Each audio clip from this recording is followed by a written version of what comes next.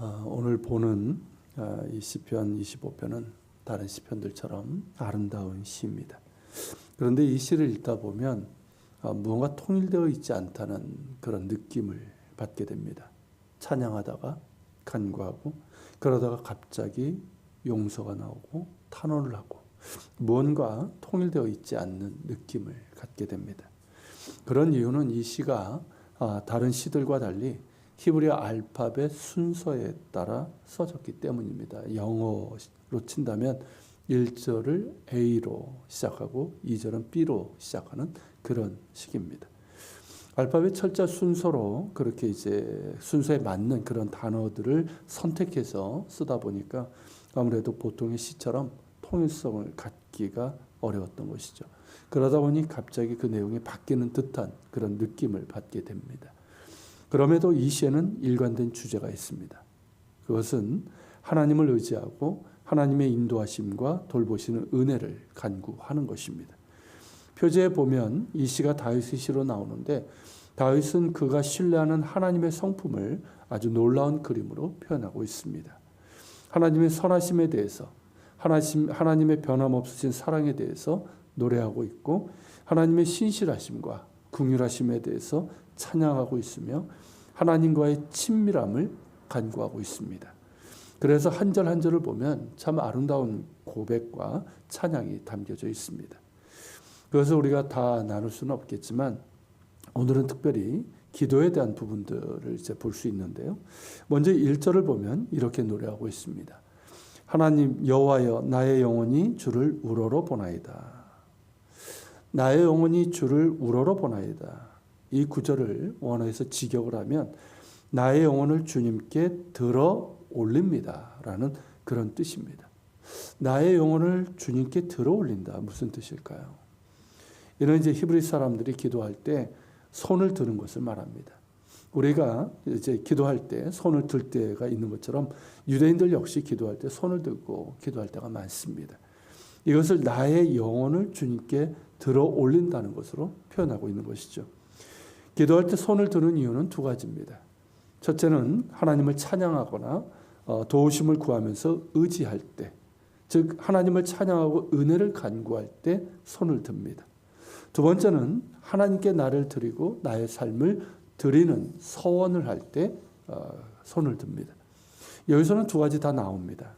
우선 첫 번째로는 2절에서 내가 주를 의지하여 싸우니라고 하는 9절에서 볼 수 있고 3절과 5절에서도 주를 바라는 그런 고백들이 계속 나옵니다. 이렇게 하나님의 은혜를 구하고 있지만 그럼에도 그 전체적인 내용을 보면 나를 드리고 나의 삶을 하나님께 드리는 그런 서원의 기도라는 것을 볼 수가 있습니다. 1절처럼 나의 영혼을 주님께 들어 올려서 주님께 드리는 그런 기도의 내용인 것이죠. 여기서 우리는 기도가 무엇인지를 알 수가 있습니다. 이 시에 따르면 기도는 두 가지 성격을 가지고 있는데 첫째는 하나님을 찬양하고 그분의 은혜를 구하는 것이고 둘째는 하나님께 나를 드리는 것입니다. 기도는 결국 이 두 가지로 볼 수 있습니다. 처음에는 하나님을 찬양하면서 하나님의 은혜를 구함으로 나아갑니다. 그런 가운데 하나님을 의지하겠다, 신뢰하겠다는 기도를 드립니다. 그러면서 기도의 마침은 나 자신을 하나님께 드리는 기도가 되는 것이죠. 나를 주님께 드린다는 것은 나를 내려놓는다는 것을 의미합니다. 나를 내려놓을 때 주님을 의지할 수 있습니다. 주님을 겸손히 신뢰할 때 나를 내려놓을 수 있지만 또한 나를 내려놓음으로 주님을 더욱 신뢰하게 되는 것이죠.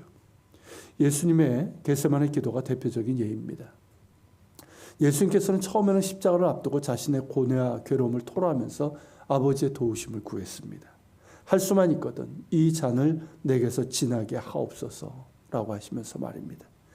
하지만 예수님의 기도의 결론은 자신을 내려놓고 온전히 드리는 것이었습니다.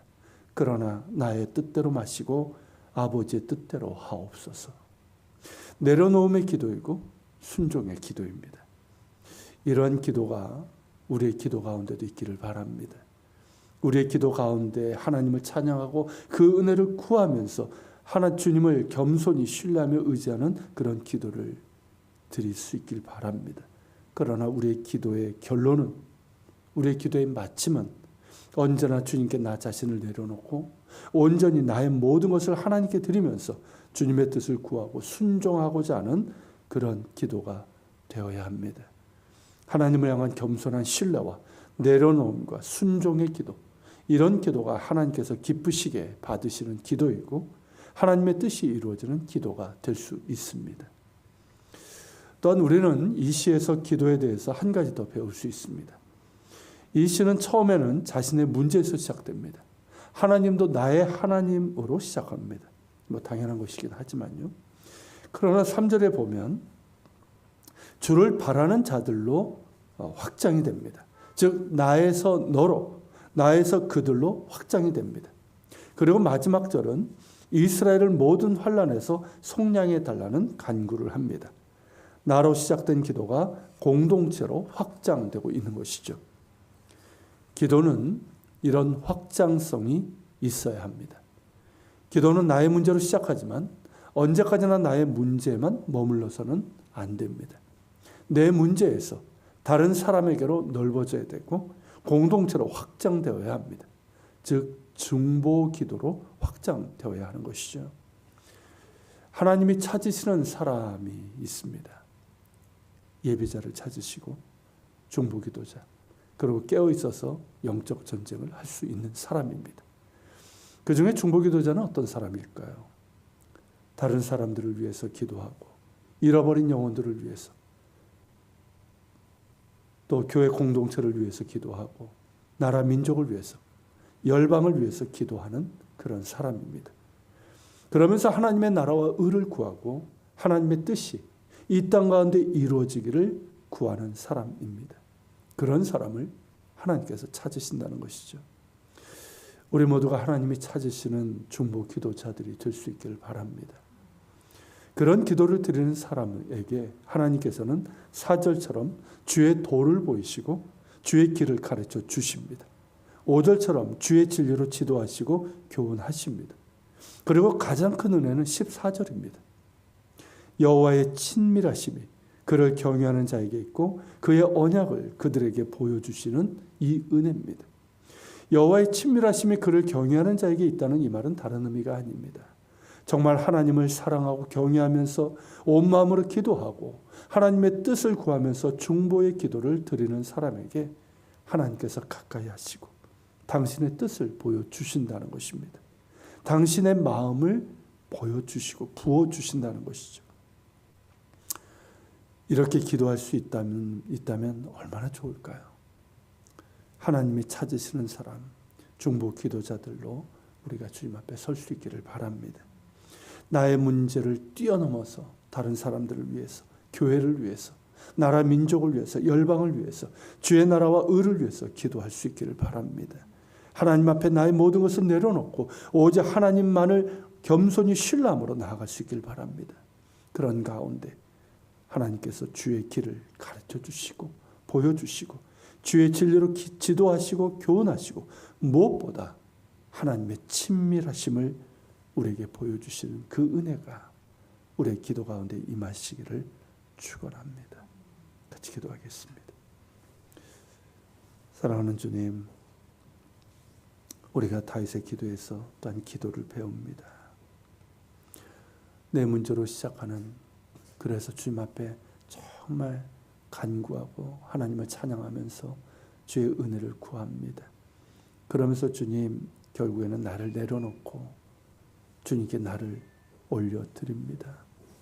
더불어서 주님, 우리의 기도에 확장성이 있게 하여 주시옵소서. 나의 문제로 당연히 시작할 수밖에 없습니다. 하나님, 우리가 나의 문제로 기도하고 아뢰을 때 하나님 긍휼을 베푸사 때를 따라 돕는 은혜를 허락하여 주시옵시고, 우리가 주님을 바라며 기도할 때 우리의 시선이 주님을 더욱더 바라보게 하시고, 그래서 주의 나라와 의를 구하게 하시고 다른 사람들을 위해서, 교회 공동체를 위해서, 나라 민족을 위해서, 열방을 위해서 그렇게 기도의 영역이 확장되는 기도가 되게 하여 주시옵시고, 그런 가운데 하나님의 친밀하심이 우리에게 임하는 은혜를 허락해 주옵소서. 우리 같이 기도하며 주님 앞에 나아갑시다.